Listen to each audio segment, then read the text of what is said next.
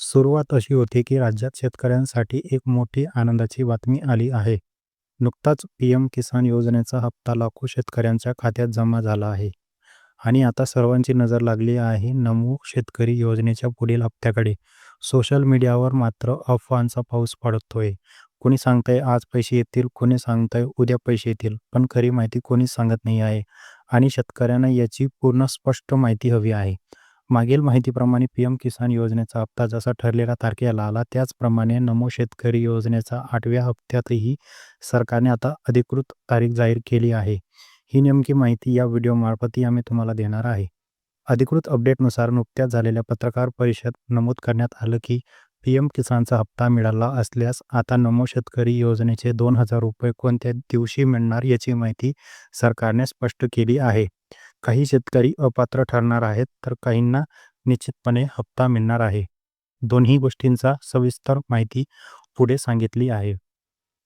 सध्या बाजारात खोट्या बातम्या पसरत असल्याने अनेकांना चुकीची माहिती मिळते. म्हणून सरकारने स्पष्ट केले आहे की नमो शेतकरी योजनेचा पुढील हप्ता निश्चित तारखेला जमा होईल आणि या संदर्भात अचूक तपशील कॅबिनेट बैठकीत जाहीर केला आहे.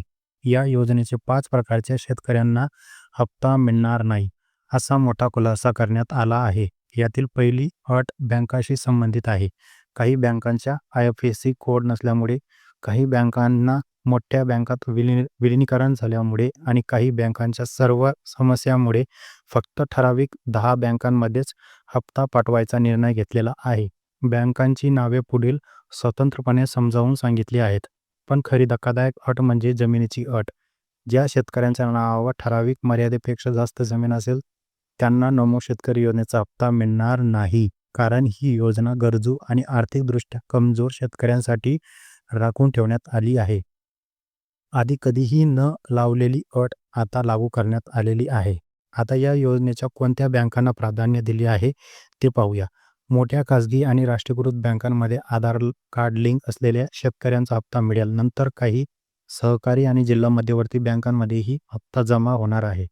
पण त्यासाठी आवश्यक आहे की मागील 7 हप्ते त्या खात्यात व्यवस्थितरित्या जमा झालेले असावेत. त्यानंतर मोठा प्रश्न येतो की म्हणजे पहिला टप्पा कोणत्या जिल्ह्यांपासून सुरू होईल? राज्यातील 12 जिल्ह्यातील पहिल्या टप्प्यासाठी निवड झाली आहे. या जिल्ह्यांमध्ये कृषीप्रधान मान्यता आले असून या ठिकाणी आधी कुठल्याही योजनेचे पैसे सर्वाधिक आधी मिळतात. या जिल्ह्यांची संपूर्ण यादी पुढे स्पष्ट करण्यात आली आहे. त्यानंतर सर्वात महत्त्वाचा मुद्दा म्हणजे हप्त्याची तारीख. नमो शेतकरी योजना आणि पीएम किसान योजनेचं दोन्हीही 4 महिन्याच्या अंतराने पैसे जमा करतात. 7वा हप्ता जेव्हा जमा झाला त्यानंतर नेमके 4 महिने पूर्ण होताच पुढील हप्ता येतो. याच पद्धतीनुसार यावेळीही 8व्या हप्त्याची तारीख निश्चित करण्यात आली आहे.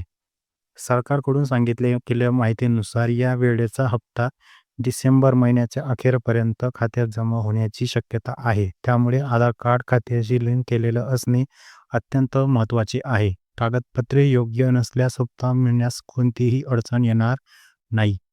या सर्व माहितींचा शेवट करताना शेतकऱ्यांना सांगण्यात येते की चुकीच्या बातम्यांवर विश्वास ठेवू नका.